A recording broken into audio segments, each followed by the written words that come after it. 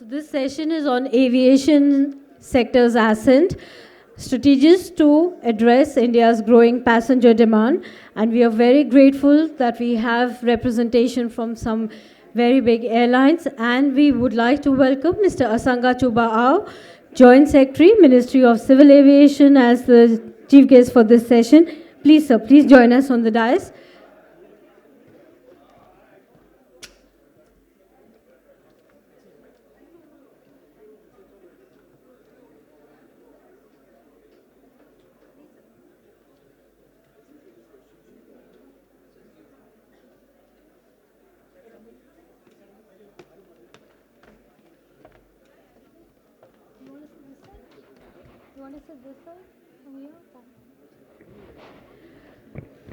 Can we have a big round of applause for Mr. Rakesh Raikar, Regional General Manager, South Asia, Middle East and Asia Cathay Pacific, Mr. Kunal Diwan, Country Manager, Qantas Airways Limited, Mr. Kamal Hengorani, Chief Customer Officer, SpiceJet and Chief Officer, Spice Express, and Mr. Harvinder Singh, Director, United Airlines Business Services, Head, Middle East and India. Can we request you to please join us on the dais? A big round of applause.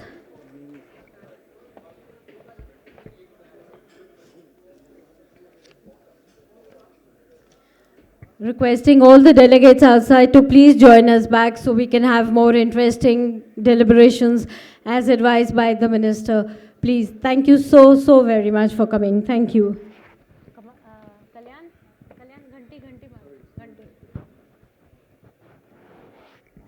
We'll just change that. So I hand over the session to Michael, sir, to start. Thank you so much, sir.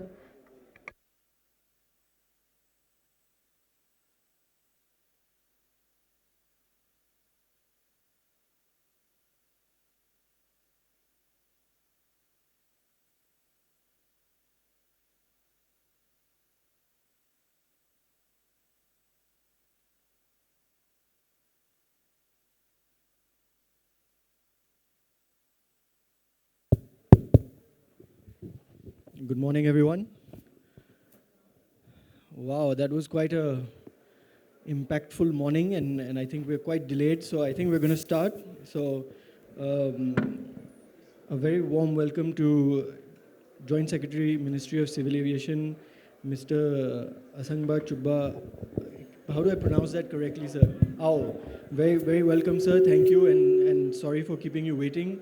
But we had a very powerful speech by the minister earlier, and I would also like to welcome Mr. Rakesh Raikar, Regional General Manager, South Asia, Middle East and Africa for Cathay Pacific, Mr. Kunal Diwan, Country Manager, Qantas Airways Limited, Mr. Kamal Hingorani, I don't see him here yet, Chief Customer Officer, SpiceJet, and Mr. Harvinder Singh, Director, United Airlines Business Services Head, Middle East and India. So the discussion today is about aviation sector's ascent, strategies to address India's growing passenger demand. So I would like to invite the Joint Secretary to first maybe address us and tell us about what is happening at this ministry and what strategies are being used for India's growing passenger demand. Yeah, very good afternoon to all, and thank you for having me, first of all. I know we are running behind schedule, so just quick comments, and obviously, I don't think I'll stand a chance against what our Honorable Minister has said, especially a young and dynamic one at that, and who within a very short space of time has been able to understand the whole aviation sector and has a very strong vision for where the aviation sector should move towards in the coming years and decades. So having said that, I think the question that has been put to me to explain is obviously it's a very broad thing, and I would say in many ways all of you gathered here would probably know more about the aviation sector than me. But just to put some things in perspective as to what we are doing, I think we are quite aware that about the growth story of the Indian aviation sector. I think, and it's not something which is just rhetoric. We see the numbers, we see where we are going literally on a day-to-day basis. some things that are happening in the aviation sector in the country, sometimes I would say even baffles us. We feel that, we think that, is it really true that these are the numbers that are coming before us? So with that, and I would say the question may be like, why is it happening? How is it happening? If you ask me as a layman and just looking at the thing, I would say the first thing that comes to mind is just the fast pace at which the Indian economy is growing. You couple that with the I would say desire or the passion for people to fly over the last say 10, 15 years, or and then you will see probably why the numbers are there. Just a quick again, I say I'm no one to say the numbers. All of you would probably know these numbers better than me. But if you look at the way we've been seeing quantum leaps in the last few years, speaks truly about how the aviation sector is growing in the country. From 74 airports to 157 today, the passenger numbers having almost doubled since 2014. Now, whether you look at the domestic as well as the international, the way our airlines are growing exponentially, the number of aircraft that they are ordering, which is literally mind-boggling for anyone in the aviation sector across the world, and obviously driven by the demand that is there from the passengers. If you look at, we in the aviation ministry, we look at the passenger load factors literally on a day-to-day basis. It's on our dashboard. The way we see the passenger load factors on our aircraft or the routes that are being operated by airlines is almost mind-boggling. We see literally almost every day. There's no lean season now in the Indian aviation domain. That's what we see and we perceive. So which means that there is more potential, and that potential would probably come from, I would say, something like, if you would just look at it, I would say rather simplistically, but then again, the fact, end of the day, it's fact that we in this great country, we make up literally 1/5 of humanity. But if you look at, which basically means that 1 out of every 5 persons living on this earth live in this country. So that is the potential that we have. But if you look at where we are today, there's still a huge gap between those who are flying today and what the number of people who would be able to fly, or who can afford to fly, who would want to fly. So if you compare it with any other larger economy, so that is, again, I'm not doing the math for anyone, I think we all understand that. So that is the kind of potential. I think driven by the government's policies, driven by the way, and also I would say in many ways keeping up with the dynamic movements in the sector over the last 10 years, and the way the government has also been tweaking in many cases, in some ways even not just tweaking, going beyond tweaking to make sure that the environment is good for business. I think that has been one of the stories, and I think this is going to continue over the next. And if you look at especially our vision for Viksit Bharat 2047, we have a huge vision, and the name itself says Viksit Bharat. Those of you who are not familiar with that, it means obviously developed India. So we look to be, the expectation is we become a developed economy by 2047, and with all the trappings of a developed economy. So obviously one of the big factors is aviation, because it's not just about flying. Aviation is also about people who can fly, whether it's for pleasure, for business, or for any other purpose. So I think that is the story, where we are today, where we were, where we are today, and what we aspire to be. So in a nutshell, probably that would round it up, I would say. Thank you. So Harvinder, sir just mentioned that India is a rapidly growing aviation market, and they're seeing the numbers on their dashboard. So in your opinion, which segments and regions offer the most potential for growth, and what factors are driving that growth? First of all, good morning, everybody. In fact, good afternoon, and thank you for having me here, Michael. I will just give you a view in terms of what we see on the international scale. So first of all, between India and US, I represent United Airlines. So we see a lot of data, what's happening, and what is really driving the business. So in terms of driving the business, it's first of all the economic ties, the social ties. And when we really compare the traffic over the last 3-4 years in terms of where we stand today, we see all the segments growing. So primarily the corporate and leisure, they are growing very well. And the good part is that people are spending money. They are willing to spend money, they are willing to travel, they are willing to explore the destinations across the international area. And the other part is that we look at behind and beyond. So what I really mean is that where is the traffic coming from?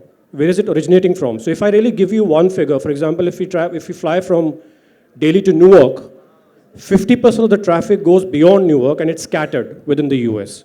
And if we really look at where is the traffic originating from, that really tells the India story. It is beyond the metro cities. So it is Delhi, Mumbai, Bangalore, Hyderabad, and then it is Calcutta, Cochin, Ahmedabad, Indore, Pune, all these cities, which really tells us that all sorts of people are traveling, all sorts of people are flying, and beyond the larger corporates, we have also the SMEs who are flying a lot. So that is also giving a good picture in terms of where the people are coming from, what kind of people are flying, and what is the reason that they're flying. So this is what it is. So Rakesh, I just want to deviate a little bit. The minister had mentioned that a lot of the cargo is belly cargo. So I just want to, even though move away from passenger for a second, India has ambitious targets for its growth, export growth, aiming at a 10 million ton air cargo future for 2023. From your perspective, how can international airlines like Cathay Cargo or Cathay Pacific contribute to achieving this goal? What specific strategies or innovations are you implementing to support India's export growth story? And then maybe we can come back to the Joint Secretary to take his views on that as well. Thank you, Michael. Good afternoon, everyone. I mean, at the outset, I want to say that we should take great pride in the way India is going and India's story overall. From my perspective as Cathay, we see great potential in India, good prospects in India. We're very upbeat, very optimistic on the way things are going in India. And the Make in India story also has a lot to say about that. India's ambition, clearly, 10 million metric tons by 2030, kind of also says it all, manufacturing growing. In fact, the contribution of manufacturing to GDP expected to be 21-something% by 2030. So all of this, the good consequence of all of this is clearly there's massive demand, strong demand for air cargo in India at the moment. And when you put that in perspective, clearly what comes important is to manage to achieve this ambition. There's going to be a lot of capacity that is going to be needed. So supply has to be offered to make sure that this demand is being catered to. And I think in this space, for cargo especially, freighters come into play, and they will have an important role to play. If I put some perspective on how cargo freighters can come into play, from our perspective also, we currently operate 5 freighters in Delhi, 5 freighters in Chennai, and about 3 freighters in Mumbai. Now, freighters, as we know, are best used when they are able to cater multi-city. So massive inbound cargo coming in, the freighters coming in, it's a 100-tonner coming into India, completely full, 100 tons, fully utilized. But the outbound, there is about 60 to 70% unutilized capacity. Now that capacity, we can easily think of deploying to other cities, secondary cities, where there is export demand, but those cities may not have the ability to sustain on their own a dedicated freighter. So if we were to be allowed to co-term our flights, which means you have a flight coming in from Hong Kong, come to Delhi, we can deploy the additional capacity, unused capacity to say Hyderabad, to say Bangalore, to say Ahmedabad, or even to other second-tier cities where there is demand, but there is no dedicated freighter. So co-terminalization is something that we are kind of looking to see if we can get that. If we get that, I think there's so much more capacity that we can deploy to places where there is need of capacity. If I just look at the Delhi freighters, 5 freighters, 70% unutilized capacity is about 350 tons available capacity we can deploy to all of these cities. So that's where we are coming on. That's where we can contribute from our side. Sir, maybe if you can add something, why can't we do that, or how can we achieve that in the future?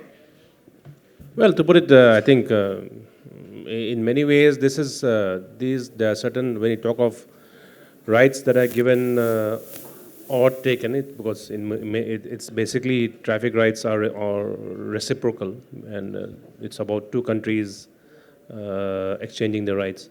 So what my friend here has mentioned is something we can call it core terminal rights, or it's also in general in aviation terminology called cabotage. So it's something which is not the usual practice of any or not, I would say, part of the normal process of exchange of rights.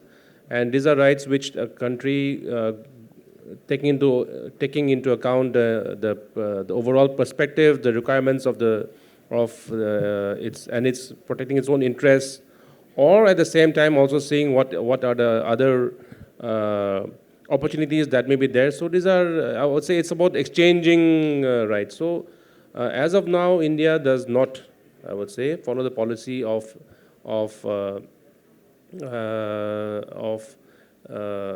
giving these rights. So it's something which we are aware that the industry has been asking about it for some time, especially in the cargo sector. And it's something which obviously has to go through the process of discussion, trying to understand how it will benefit India.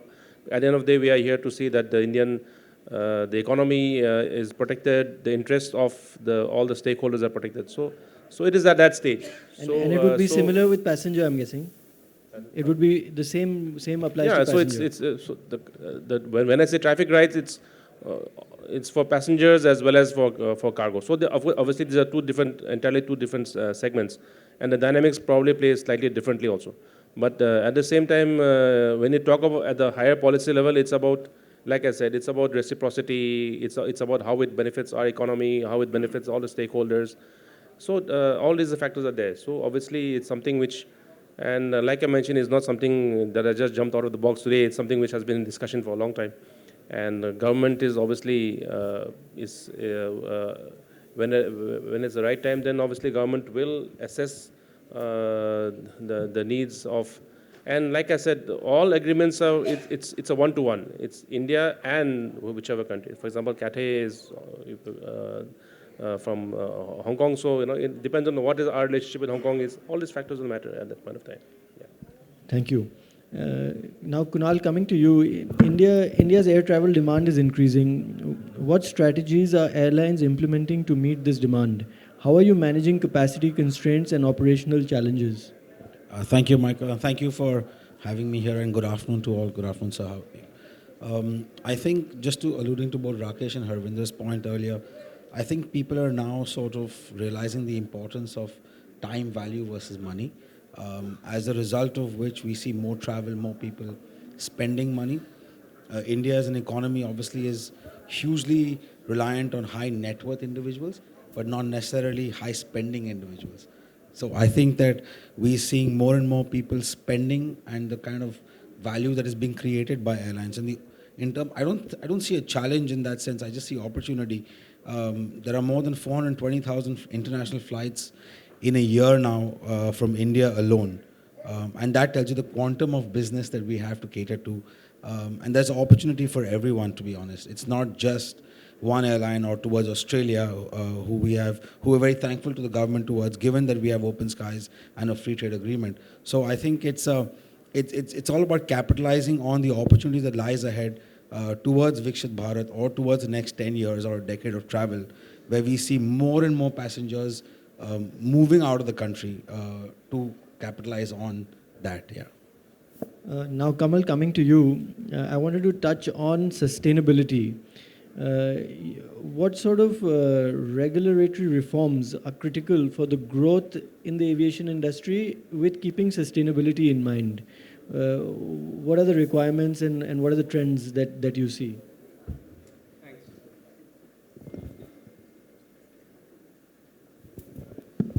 Thank you, Michael, and thank you, PhD Chamber of Commerce, for inviting me. We had a very interesting session with the Honorable Minister in the morning. I will touch upon sustainability that Michael has asked me first.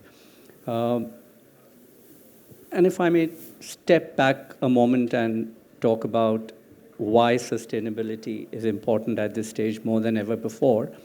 We've heard right from the morning, and even Sambaji also mentioned 700 aircraft going to 1,400 by 2030 and 157 airports from 74. So this growth, of course, is unprecedented. If I talk of the latest CAPA report, it said that while 700 aircraft will go up to double the number in the next 5 to 6 years, that also means that if currently we have 152 million passengers traveling, that will also go multifold. Now, each flight that takes off contributes to carbon emissions. Aviation, typically, as per International Atomic Agency, only contributes less than 2%. In India, is actually 1.5%. Carbon emissions to the environment, it may sound very small, but fortunately or unfortunately, aviation being a very highly visible industry in the world, comes in the center stage when it comes to carbon emissions and what we are contributing. So from a sustainability perspective, I think we all airlines, we are all IATA airlines, at least on the panel, and another 280 IATA airlines agreed to a net zero by 2050. This was done at the AGM 2 years back at Boston. And we stand committed to reaching that target. Having said that, I think it's going to be a huge challenge for airlines across the world, and especially in India, to meet that net zero. And one of the reasons is that the major requirement to reach that target is to, the lowest hanging fruit is sustainable aviation fuel, which we need in the current aircraft, and the aircraft and engines are compatible. For OEMs to develop hydrogen or electric aircraft is something which is a good 20, 30 years away. We were very happy to hear Piyush saying that, we want to build an aircraft in India. I would really like to see, of course, an aircraft in India. I mean, China has it, why shouldn't we have it? But I think if we can start have on the scratch a hydrogen aircraft, because we have the capability, the competence, the intelligence, the intellect. I think that would be a absolutely revolutionary change.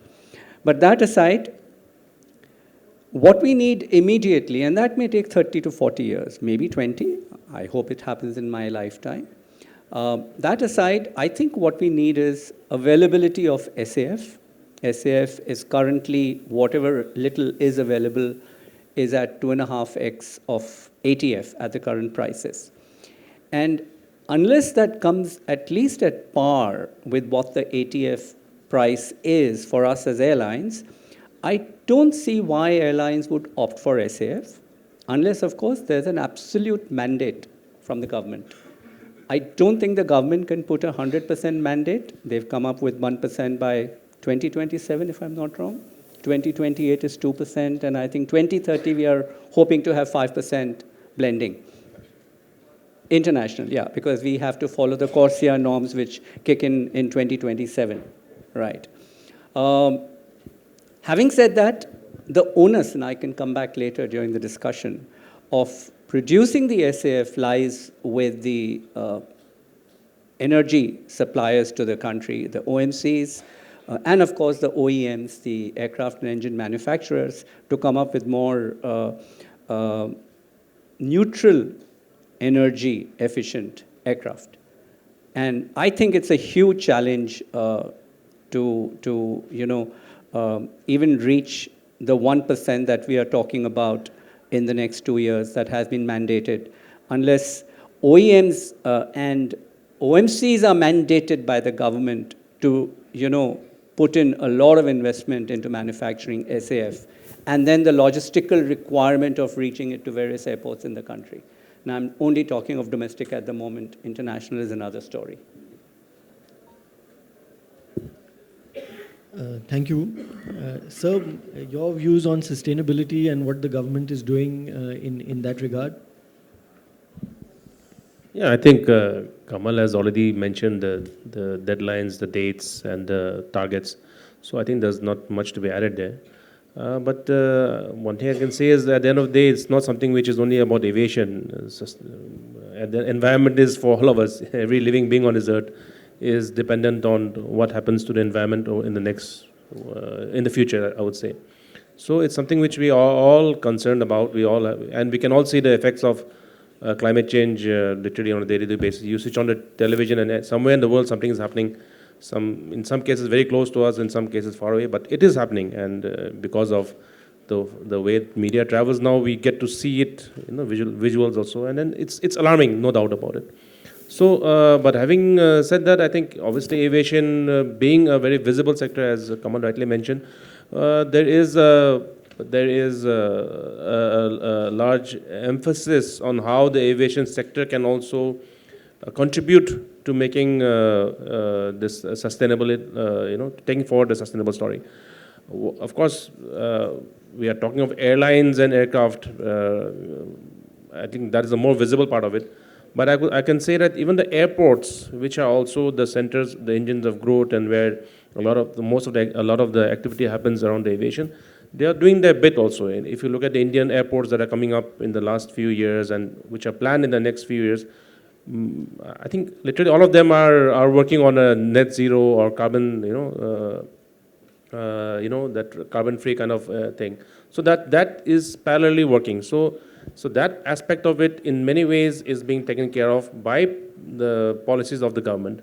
Now, when it comes to the airlines and alternative, either you call it whether it's alternative fuels or alternative technologies, some of the technologies, again, as already mentioned by Kamalji, is somewhat far off in the future. The closest, the nearest hanging fruit is probably again SAF, but we are working. And I think one thing is for sure, I think we should be positive and optimistic to the extent that as far as India is concerned, if you look at the target and the availability of feedstock, I think we are far ahead of others from that perspective. So it's just about that nudge. It's about how the industry comes together and says that this is something which, even though basically a simple cost benefit analysis if we do and see that this is it may cost more, but it will benefit us more in the future. I think if that is the kind of consensus that has to come about, and if that is there, then I think again, we can't avoid some form of air pollution. It's unavoidable. At the end of the day, humanity is dependent on a lot of this technology, or on a day-to-day basis, we depend on so many things which does pollute the environment. But now the target is either how to reduce that to the extent possible, or how to make sure that whatever is being polluted is cut back to that extent. So I think in all the fronts, the effort is there. As far as government is concerned, the policies are aligned to it. The effort is there. The intention is there. Whether it is the Ministry of Civil Aviation, whether it is the Ministry of Petroleum and Natural Gases. So it's a combined effort, and then industry obviously will also be concerned about this. And I would say I'm maybe slightly more optimistic than Kamalji here about how because at the end of the day, it's something which you all understand. We have committed also in many ways in international forums that we will do it. So I think that commitment is there. So I feel that even though I do agree it's a huge challenge, the intent is there, and therefore I feel it can be done. Yeah. Thank you. Can I just add one? Yeah, yes, please. So I agree with what Samarji just said. And I repeat, it is a huge challenge, and that's what I believe, but it's not unsurmountable. The reality is that today, globally, what SAF is available is only 0.5% of what is required, which is only 500,000 tons. To reach the level that we are looking at, it needs to grow by 1,000 times. And to grow by 1,000 times, not just growth, production of SAF worldwide, but also at a cost that the airlines will be afford to buy it at. At the end of the day, airlines will not buy, unless it's mandated, absolute mandated, by the respective regulatory bodies. They will not buy anything if they have an option of buying ATF at 80 versus SAF at 220.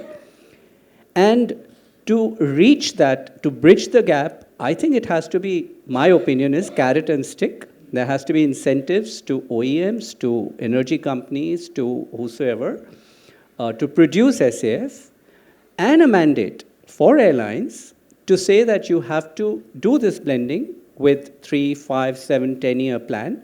Because ultimately, if it's only mandate, the airfares will go up drastically. Ultimately, the consumers will end up paying. And then what we've seen in India is that even today, when you still get a 10,000 rupee round trip Delhi, Bombay, Delhi if you book 7 days in advance, which is only the cost of fuel actually. So why is it that even in this year, I'm talking of the current fiscal, the projection is that Indian carriers will still lose together $500 million, 4,000 crores loss is what we are looking at in this current highly proactive and, the third largest economy and what have you. So really, it's a huge differential that we need to bridge from a cost of running an airline versus the revenues that we can achieve. So sustainability aspect will add to the cost if we don't start thinking afresh from now. Just a thought for the whole industry, actually. Now I'd like to move away from sustainability, but I'll take your train of thought. It's about businesses about profitability. So Harvinder, what do you see in business and premium travel? What are the emerging trends? And how are airlines adapting to cater to evolving needs of these high-value customers, which will add to, hopefully, profitability? So it's a very valid question, and I think I'm very happy to say that since the time I've been in the industry, and I'm talking more on the international perspective, there's one story that we've been talking about in India, is that India is a late booking market. And then hence our conversations with our revenue management in terms of making the inventory available and all those things. But I'm really happy that these trends are changing now. So what we really look at in terms of a measure as an airline is, what are the booking patterns in advance? Most of the bookings that were happening out of India were happening within a span, let's say we look at day of departure, were happening within, let's say, day 0 to, let's say, 20, 25 days before departure. Today, things have really changed. If I look at days of departure, today between 90 and 20 days before departure, we are booking almost 15 to 20%. And then, if you really come down, then between 60 to say 120 days, about 20%, and then another 15 to 20%, 0 to 60 days. So I think that is a major change that I've seen over a period of so many years, that people have started booking in advance. And that's not just the corporate travel. So people have started planning in advance, and then also the leisure part of it. So people are, booking the holidays, they're planning their holidays in advance, and then accordingly they're booking their travel, which is a good thing. And they are willing to spend the money. So if I really look at the average fare, if I look at overall yields, they're going up. So that's the kind of story that we're building up now, and I think we are very happy to see that that's changing. And the other part is these segments that I talked about earlier. The small and medium enterprises, which I feel is still, in different clusters of India, is yet to be tapped properly. And that's the sector that we see as one of the high yield traffics where it comes from. So that's where I think the story is emerging now in terms of the high yield traffic, apart from what we're getting today. And this is where we see as an airline the growth part will happen in the future.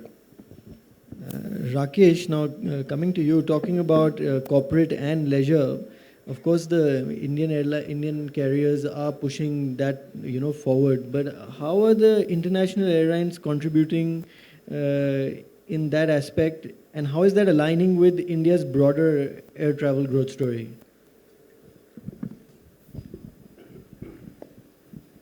We can see good growing demand for corporates and leisure. In fact, there's a lot of uptick in millennials and young professionals now looking to travel. The trend we're also seeing is the premium economy class is now getting more traction, wasn't so earlier on.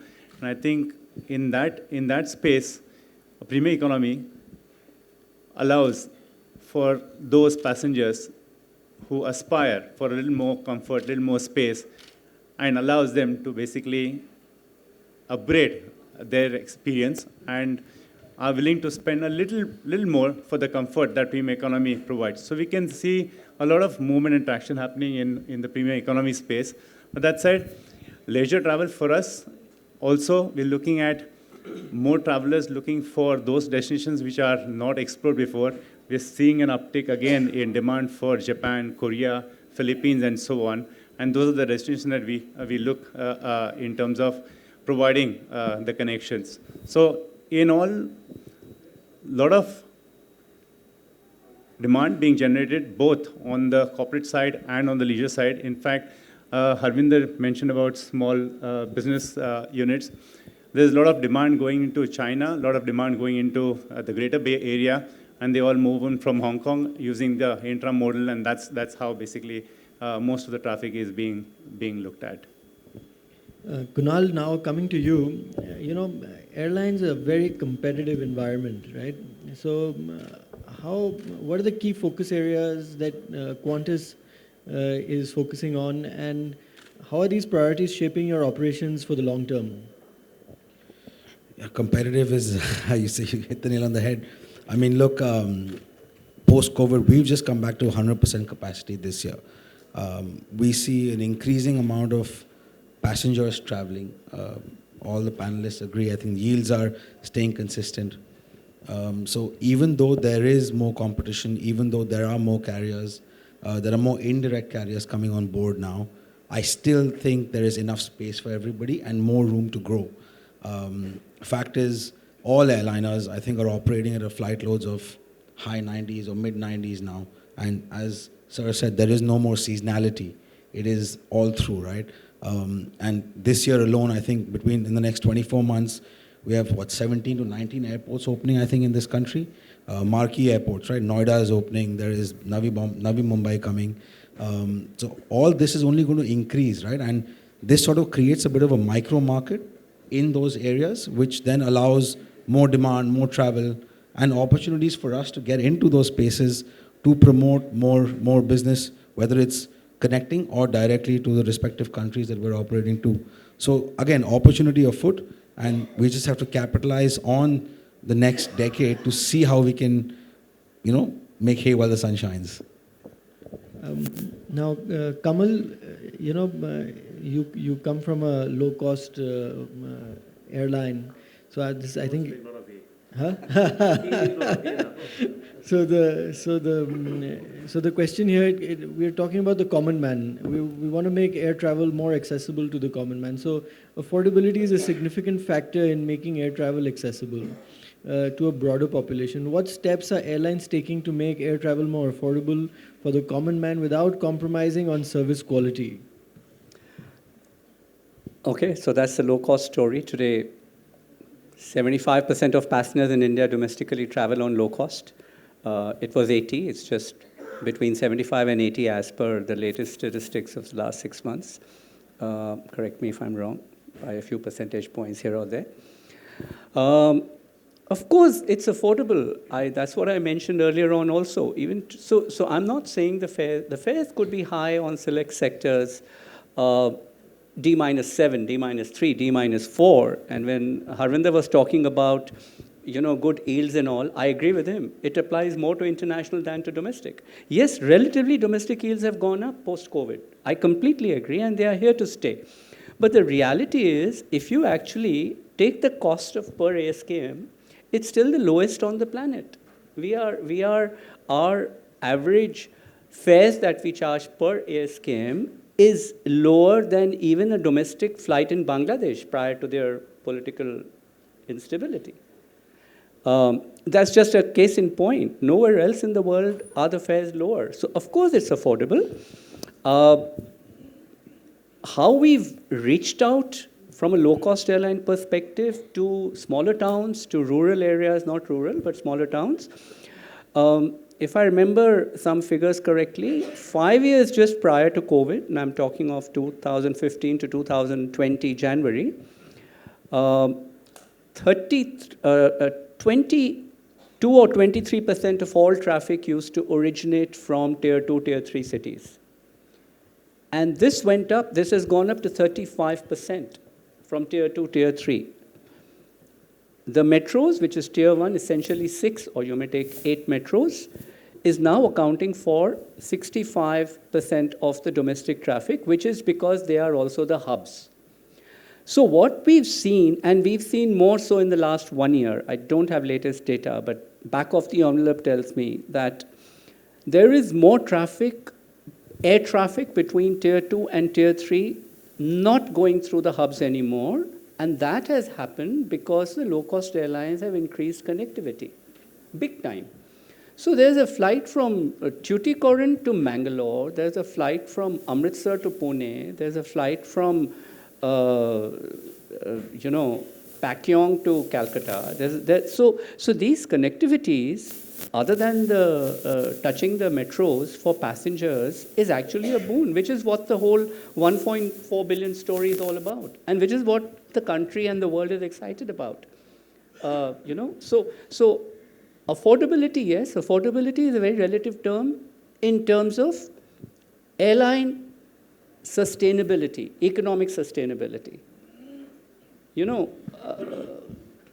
I'll just throw a wild question. Why is it that in Indian aviation, in the last 30 years, 17 airlines have shut shop? Why? Only 6 have survived. There must be a reason. There's a huge differential between the cost of running an airline in India and what revenue we can command. Of course, it's competitive. We understand that. But the reality is, from an affordability point of view, I think the airlines in India domestically offer the most affordable fares than anywhere in the world.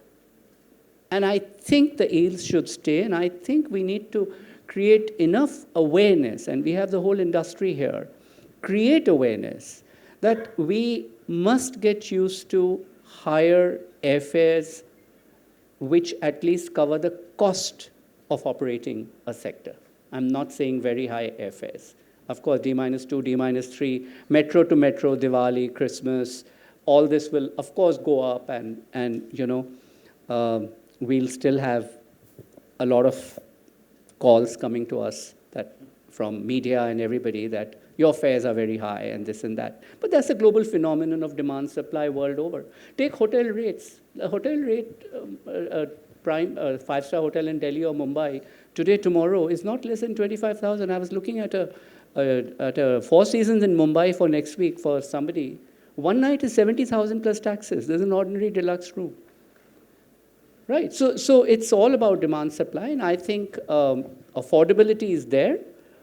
Yes, consumers will always ask for more, and we are completely with them for that. Sangva sir, now to you, I would like to ask you, Kamal mentioned about hubs. So and India is pushing the hub strategy quite a lot. So your views on that and your closing remarks, then we would be very thankful for that. Yeah, I think before I come to the hub part of it, I'll just talk about the spoke part of it, because there is no hub without the spokes. And the spoke story, I'll just continue what Kamalji has just touched upon a bit. Now, a little geography lesson. How many of us know about places like Jharsuguda, Hubli, Belgavi, Shimoga, Darbhanga? Some of you may know some, but I'm quite sure you'll not know all. And even though you're very good in geography, I'll challenge you'll not be able to point out these places in the map. I thought I was good in geography. When I saw these places, I couldn't place them on the map. Utkela, Jaipur, name it. These are all airports that have started functioning in the last 6-7 years under the UDAN scheme. Now, this is the kind of, like I said, the places that I mentioned, and many flights have started from 86 places. So that is the kind of story that is happening in our country even as we speak, and it's a continuous process. 2 days ago, we started the flight from, of course it had started earlier, but we started the flight from a place called Sindhudurg. Now again, that's a place probably many of you may have heard about. Why? Because a couple of days back, the statue incident happened. But if I ask you where is it on the map, you will not know. So these are the places where people are now, because of this connectivity that has started, people are from those places are flying to the bigger airports. And I don't even say, no, we often bandy about the words tier 2, tier 3. These are not even tier 3. Many of these places are not, it's undefined, you know, if you look at it. These are small places across the country from where people have, because of the connectivity that has come about, they're able to fly into the larger airports. Maybe even do a two-stop from a slightly larger to a big, you know, to a metro point, and from there even fly beyond out of the country. So that is the kind of story that is happening in the last, I would say, few years. And then coming to the hub. Now the hub is something which we are all, I think, and I think most of us here are probably fairly well traveled. So it's a simple question.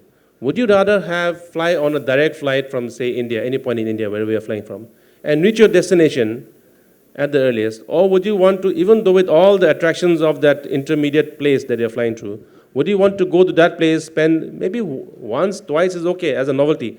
But beyond that, I'm sure all of us value time more. We want that, you know, the comfort of reaching from one place to the other point as quickly as possible.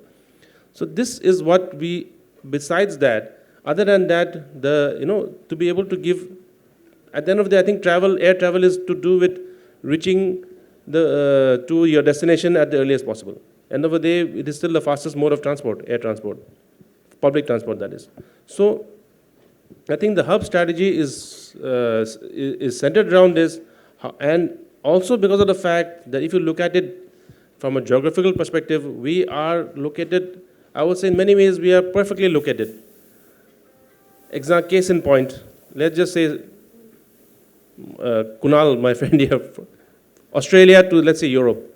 We are somewhere right in the middle.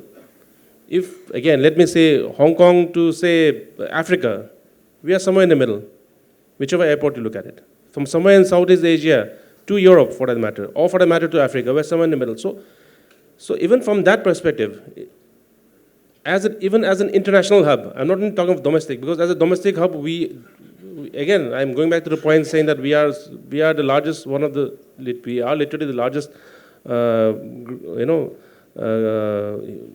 percentage of humanity on this planet. So that itself is enough of a market. But we also have this huge international potential where our airports can become international hubs. And I'm not talking about one airport, it can be, many of our airports have we have the number of airports coming up in the last few years and which are going to come up in the next few months. It just tells you about this huge potential and what we are looking at in the future. So yes, the hub strategy is very much what we are looking at. But at the end of the day, it's not about government wanting a hub to happen. It is also about industry. It's about the demand that generates. It's about how we work together and create that kind of environment which will make India into not just a regional hub, but probably a global hub. Thank you, sir. So, ladies and gentlemen, what I really understand from this is normally my little understanding of business is that you need demand and supply. You need demand, and then the business people, they fulfill the supply. We are in a very, very good era of aviation today where the demand is unlimited and the supply is limited. So I think we all need to make hay while it shines. And on that note, I would like to thank the Joint Secretary for his presence here and being our guest of honor on the panel. And thank you very much, all the panelists. And hopefully we can take this discussion forward after the panel as well. Thank you, sir. If you would, we are very short on time, so we can take maybe just a few. One I can take with you. Please. I'll try without mic. Thank you, sir. And my name is Bipin Jain. I am with 44 years with Air Cargo Aviation. 44. I have a very simple question.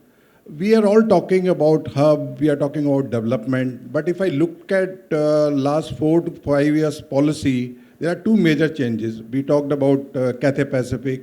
It was allowed. I mean, I was part of Lufthansa. I was in discussion with DGCA to even allow international cargo on domestic carrier by the international airlines. That was not permitted, but I think the result was reversed. So that is one part. Secondly, we are talking about transshipment and hub business.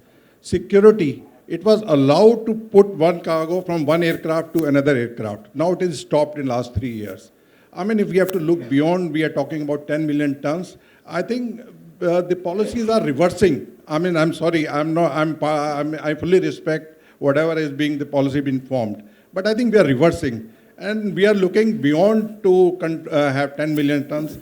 Therefore, in cargo, I can vouch for it. I have the data. In last 5 years, we are stuck at 3 million tons. We have talked about 2.5 million tons to 3.5. I can show you the data. We were at 3.5, 5 to 6 years back. And again, we are at the same range. So I humbly request, we have to think before implementing the policy or changing the policy. Is it in favor? I mean, if export is happening from, let's say, Delhi and Bangalore, it will help the exporters. It will help the airport operator to have the second flight. Thank you. Don't worry. Okay, I don't think that was a question, but now your input is well taken. Thank you. Thank you so much, Go ahead. Thank you so much, and a big round of applause for our panelists and for our Sangha, sir. Thank you very, very, very much.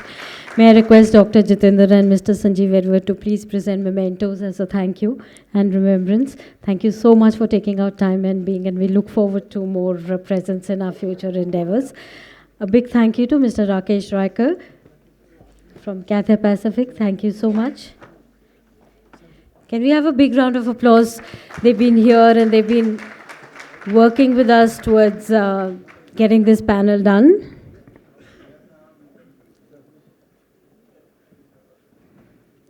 Thank you to Mr. Kunal Diwan, Country Manager, Qantas Airways. Thank you so much for coming, sir. A thank you to Mr. Kamal Hingorani, Chief Customer from Spice Express. Kamal Hingorani, sir. Thank you so much. And a big thank you to Mr. Harvinder Singh. It is his first time with PhD, and I hope we have him for the next edition as well. And last but not the least, a big thank you to Mr. Sangha Chubao, Joint Secretary, Ministry of Civil Aviation. Thank you so much for sparing your time and being here, sir, and for your patience. We look forward to more interactions with you. A big round of applause for the panelists, please. Can we request the panel for a group photograph? Thank you. Can we take a group photograph with the panel, please? Thank you. So we'll be going into our second panel right away, and then we'll have lunch. Thank you for your patience and for being here.